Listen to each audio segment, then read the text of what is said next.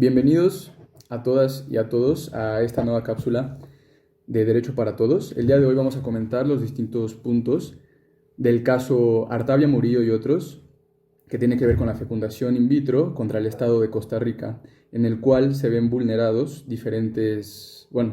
vulnerados y violentados diferentes derechos humanos, ya que se promueve la inconstitucionalidad de la fecundación in vitro por parte de Costa Rica. Y en este caso, obviamente, hay una violación a la Convención de los Derechos Humanos. Bien, Costa Rica forma parte de lo que es la Convención de Derechos Humanos desde 1970 y le da la competencia a la Corte Interamericana de Derechos Humanos a partir de 1980, por lo que la Corte puede dirimir este caso sin ninguna dificultad, ya que pues, ya tiene la competencia por parte del Estado de Costa Rica para hacerlo. Bien, este caso básicamente se relaciona con alegadas violaciones a los derechos humanos, obviamente, que ocurren por parte de Costa Rica por una prohibición general para la práctica de la técnica reconocida como fecundación in vitro. Bien, esta había estado vigente desde el año 1995 y se promueve inconstitucional a partir del año 2000. Más adelante vamos a comentar los distintos puntos que tienen que ver con esta fecundación in vitro. Y bien, para empezar con los puntos, el primero habla de las excepciones preliminares que se hace valer por parte de Costa Rica. En este primer punto, son 3 excepciones preliminares las que se van a hacer valer por parte de Costa Rica, y la primera es la falta de agotamiento de recursos internos. Costa Rica menciona que las presuntas víctimas debieron de haber acudido primeramente a las autoridades administrativas para que pudieran alegar con ellas y haber solicitado una nueva regulación a su situación de infertilidad. En este caso, una nueva regulación que tiene que ver con la fecundación in vitro. Y bien, si las autoridades administrativas no cedían, entonces el siguiente paso sería promover una acción de amparo. Esto es lo que alega el Estado de Costa Rica. Sin embargo, la Comisión, que es la contraparte, alega que solamente señaló la posibilidad de que se formulara una acción de amparo. Sin embargo, no señaló cómo era el debido proceso de hacer esto, las características que se necesitaban, y tampoco explicó la manera posible de eliminar efectos de una decisión de inconstitucionalidad. Entonces, por esta parte, una vez escuchado la Corte, los alegatos del Estado y los alegatos de la Comisión, dirime y afirma la Corte que estas excepciones preliminares solamente son actos para impedir analizar el fondo de un caso. Analizar el fondo en materia, persona, lugar, contexto en general. Entonces, dado que este primer argumento del Estado no puede ser revisado sin analizar el fondo del caso, entonces lo que hace la Corte es desestimar esta primera excepción preliminar. Bien, el siguiente punto de excepciones preliminares que alega el Estado de Costa Rica tiene que ver con la extemporaneidad de la petición de 2 presuntas víctimas. En este caso, los nombres de las víctimas son Karen Espinosa y Héctor Jiménez Acuña. El Estado alega la extemporaneidad. Esto quiere decir que la Convención Americana dota a las personas a las cuales son violentadas en sus derechos humanos de 6 meses para poder presentar una petición. Y en este caso, el Estado de Costa Rica alega que esto fue de manera extemporánea, por lo que no debería de surtir efectos la petición. En este caso, la Corte considera que debido a las circunstancias y debido a la violación de estos derechos, y aparte, en el caso en particular, se tiene que valorar los diferentes motivos por los cuales se presenta la petición, y el tiempo de la cual dota la Convención Americana puede variar dependiendo del caso particular que se presente. Bien, el tercer punto de las excepciones preliminares por parte del Estado de Costa Rica tiene que ver con la incompetencia que tiene la Corte para conocer hechos nuevos no incluidos en los hechos de la demanda, o sea, en los hechos principales de la demanda que alega la Comisión Interamericana de Derechos Humanos. En esta parte, el Estado alega que se desestimen los hechos incluidos posteriormente a los hechos principales de la demanda, que tienen que ver con escritos de solicitudes responsabilizando al Estado de Costa Rica por exposición de medios de prensa, a la situación de las presuntas víctimas. Entonces, lo que está haciendo o alegando el Estado y lo que alegan la comisión es que se desestimen, por parte del Estado, que se desestimen los hechos nuevos, no escritos en la demanda principal, que tiene que ver con que el Estado haya expuesto la situación de las víctimas a los medios masivos de comunicación. Entonces, ante esto, la Corte dirime, ante estos alegatos dirime, y se vuelve a proclamar en el sentido en el que estas excepciones preliminares solamente se ocupan para que la Corte no pueda conocer el fondo del caso. Y para la Corte es necesario que se conozca el fondo del caso. Por lo tanto, estos hechos, estas solicitudes de hechos por parte de los representantes de la comisión son fundamentales y necesarios para conocer el fondo del caso. Y también porque es importante, ya que a la hora de ser expuestos las víctimas o las presuntas víctimas en medios masivos de comunicación de la situación en la cual están viviendo de infertilidad, puede ser también un daño en sus personas, daños y perjuicios, aparte de un daño moral que puede ser causado por parte del Estado, por parte de la autoridad, y en este caso tendría que ser indemnizado correctamente. Proseguimos con el segundo punto en general del caso que estamos analizando, que tiene que ver con definir las técnicas de reproducción asistida y la técnica de fecundación in vitro.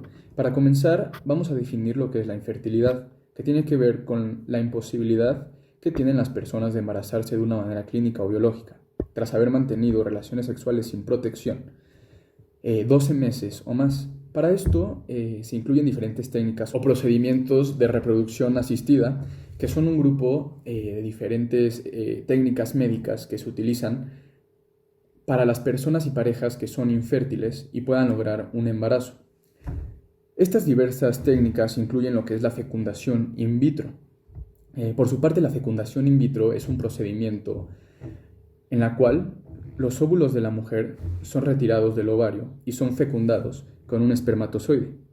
Una vez que esto se hace en un laboratorio técnico, la fecundación del ovario con el espermatozoide, el embrión, por así decirlo, es introducido al útero de la mujer. Tras haber sido introducido al útero de la mujer, se logra esta técnica de fecundación in vitro, que se utiliza normalmente cuando hay un bloqueo o hay una ausencia de las trompas de falopio en la mujer. Es importante mencionar que en América Latina el primer bebé nacido tras estas técnicas de reproducción asistida fue en 1985.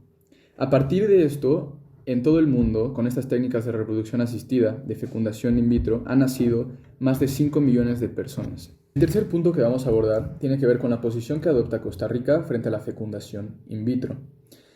A partir de 1995, el Ministerio de Salud hace un decreto ejecutivo en el cual autorizaba que se pudiera utilizar esta técnica de reproducción asistida, que es la fecundación in vitro, con las parejas conyugales, que las parejas conyugales pudieran utilizar esta técnica de reproducción asistida. De 1995 al 2000, con esta misma técnica, con la fecundación in vitro, nacen 15 personas en el estado de Costa Rica. En el mismo año de 1995, un señor importante, trascendental, que se conoce como Hermes Navarro del Valle, presenta una acción de inconstitucionalidad que tiene que ver a favor del derecho a la vida, porque se está violentando, según este alega, que se violenta con la fecundación in vitro el derecho a la vida. Asimismo, posteriormente, la Sala Constitucional decreta que la fecundación in vitro es una práctica inconstitucional y que claramente atenta con la vida, y no solo con la vida, sino también con la dignidad de las personas, ya que, como el derecho a la vida se declara a favor de todos y sin excepción, dice a favor de todos y no se excluye a nadie, en este caso debe protegerse tanto al ser ya nacido como al ser que está por nacer. El cuarto punto que vamos a abordar de manera global tiene que ver con la explicación de las situaciones de las diferentes víctimas. En este punto vamos a hablar de un caso en particular pero de manera global me gustaría mencionar algunos puntos. Bien, las presuntas víctimas, muchas de ellas, tuvieron que viajar al extranjero después del decreto de inconstitucionalidad de la fecundación in vitro. Muchas de ellas también no pudieron viajar al extranjero, por lo cual pues tuvieron que recurrir a otras medidas como la adopción, ya que obviamente pues en Costa Rica ya no estaba regulado lo que era la fecundación in vitro y además estaba prohibido. Las demás parejas pudieron viajar al extranjero, ya que ellas sí tenían el suficiente poder adquisitivo para lograr hacer esto, tratarse en España, en Colombia, en diferentes países en la cual está regulada y está permitida la fecundación in vitro. Muchas de ellas tampoco lograron tener un embarazo tras las diferentes técnicas que se implementaron en los países extranjeros. Sin embargo, esto me parece, desde un punto muy personal, que el Estado de Costa Rica debería de dotar de seguridad, debería de dar estas tipos de técnicas para las diferentes personas que son infértiles, debería de dotar de igualdad a estas personas, ya que no todas tienen la posibilidad de tener un embarazo clínico, un embarazo biológico. El caso que les voy a platicar de este cuarto punto consta de la pareja Gretel Artavia Murillo, que contrae matrimonio con el señor Miguel Mejías Carballo el 13 de diciembre de 1993, a raíz de un accidente laboral en 1985 que sufre el señor. Queda parapléjico, lamentablemente, de manera permanente, razón por la cual deciden buscar ayuda médica. La tratante médica les menciona que ellos no tienen la posibilidad de procrear de manera natural, por lo que la pareja comienza a hacerse inseminaciones de manera artificial. Al hacerse estas inseminaciones, buscan diferentes tipos de ayuda económica, como créditos, hipoteca de casa, de hecho hipotecan su casa, además de vender también algunas de sus pertenencias. Sin embargo, estas inseminaciones artificiales no dan resultado, y en el año 2000, la tratante médica le informa que la alternativa posible para que ellos puedan procrear es pues la fecundación in vitro. Pero unos meses después, el 15 de marzo del 2000, es cuando decretan la inconstitucionalidad de la fecundación in vitro, por lo que la pareja ya no puede seguir con estas inseminaciones, ya que se quedó prohibida en el país por completo. Además que la pareja, al haber hipotecado su casa, pedido diferentes tipos de créditos para poder practicarse las inseminaciones artificiales y pues vendido algunas de sus pertenencias, ya no tuvieron el suficiente dinero para poder viajar al extranjero y realizarse pues el tratamiento. Hemos llegado ya al quinto punto de este caso, en el cual vamos a determinar en qué momento se da la concepción de manera natural y la concepción in vitro. Bueno, solo es posible establecer si se ha producido un embarazo o no una vez que el óvulo fecundado se incrusta en el útero. Y esto se puede saber solamente de una manera en específica, con una hormona llamada gonadotropina coriónica. Antes de esto es imposible determinar si en el interior del cuerpo de la mujer ha ocurrido la unión entre el ovario y el espermatozoide. Vamos a comenzar con el sexto punto, en el cual vamos a diferenciar los diferentes sistemas de derechos humanos, comenzando por el Sistema Interamericano de Derechos Humanos, posteriormente el Sistema Universal, posteriormente el Sistema Europeo y para finalizar el Sistema Africano. Vamos a comenzar con el Sistema Interamericano de Derechos Humanos, que en su artículo 3 consagra que toda persona tiene derecho a que se respete su vida. Este derecho está protegido por la ley a partir del momento de la concepción. Nadie podrá ser privado de la vida arbitrariamente. Bien, de este sistema hay una interpretación de la Convención Americana y de la Declaración Americana, que señala que la expresión toda persona es utilizada en artículos de la Convención y de la Declaración, pero al analizar todos estos artículos, no se hace mención que es factible sostener que un embrión sea titular y ejerza estos derechos como tal. Por lo tanto, la Corte concluye que en esta interpretación sistémica, en esta interpretación histórica que hace de la Declaración y de la Convención de Derechos Humanos, estos antecedentes existentes del sistema interamericano, confirma que no es procedente otorgar el estatus de persona al embrión como tal. En cuanto al Sistema Universal de Derechos Humanos, en su declaración quedan plasmados que son inherentes los derechos desde el momento de nacer. Por lo tanto, la expresión ser humano es utilizada en esta Declaración Universal de Derechos Humanos para las personas que ya nacieron, y no en el sentido de incluir al no nacido. Bien, en el Sistema Europeo de Derechos Humanos, la antigua Comisión Europea de Derechos Humanos y Tribunal Europeo de Derechos Humanos se ha pronunciado sobre el alcance no absoluto de la protección de la vida prenatal en el contexto de casos como aborto y de tratamientos médicos relacionados con la fecundación in vitro. Es importante recalcar esto, ya que no están prohibiendo el aborto y tampoco están prohibiendo la fecundación in vitro. Simplemente la están regulando al caso en concreto, caso en particular, con diferentes sentencias que se van formulando. En el Sistema Africano de Derechos Humanos, en su artículo 4 de la Carta Africana sobre Derechos Humanos y de los Pueblos, señala que los seres humanos son inviolables. Esto quiere decir que todo ser humano va a tener derecho al respeto de su vida, a la dignidad y a la integridad como persona. Bien, en este caso nos damos cuenta que ninguno de los artículos o tratados de los cuales he mencionado es posible sustentar que el embrión pueda ser considerado como una persona.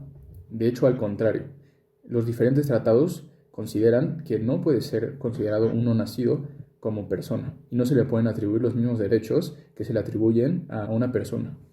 Y para finalizar, nuestro séptimo punto tiene que ver con cuál es la resolución de la Comisión Interamericana de Derechos Humanos y qué medidas debería de tomar Costa Rica ante la violación y la vulneración de los derechos humanos que se dieron cuando se promulgó la inconstitucionalidad de la fecundación in vitro, de esta práctica. Ok, bueno, para empezar, se debe de dar una indemnización compensatoria por daño material e inmaterial, esto quiere decir daño moral, por parte del Estado a la parte lesionada, a las víctimas. Esto es un punto muy importante, aparte de que también debe haber diferentes medidas de rehabilitación, medidas de satisfacción y garantías de no repetición. ¿Qué quiere decir esto?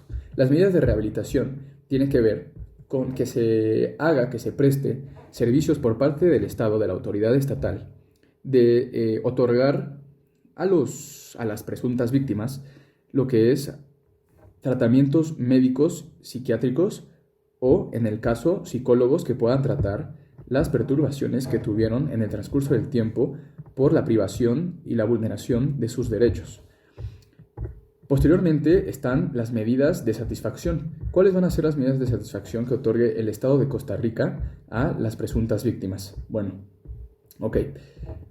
Las medidas de satisfacción va a ser que la Corte obligue al Estado publicar en un plazo no mayor de 6 meses, a partir de la notificación de la presente sentencia, lo que es un resumen de la Corte que se publique en el Diario Oficial de la Federación de la presente sentencia en un plazo, como ya había mencionado, no mayor de 6 meses. Posteriormente están las garantías de no repetición. Bueno, las garantías de no repetición tienen que ver con que se adopten medidas por parte del Estado para que no haya una prohibición en estas prácticas de fecundación in vitro. Y obviamente para que las personas tengan ejercicio de sus derechos, no como antes que habían sido violados y vulnerados los derechos humanos. En esta ocasión van a poder hacer uso y ejercicio de estos derechos humanos por parte de la presente sentencia que ya lo declaró constitucional. En segundo lugar, el Estado tiene que regular a la brevedad cómo es que se van a implementar en las distintas instituciones del Estado estas nuevas técnicas que son de reproducción asistida. Y obviamente el Estado va a tener que informar anualmente sobre la puesta en vigencia gradual de estos sistemas. ¿Qué quiere decir esto? Que toda la gente va a poder enterarse de que existen estos medios de reproducción asistida y van a poder tener el acceso a las instituciones públicas del Estado y que se les hagan valer los derechos humanos violentados con anterioridad.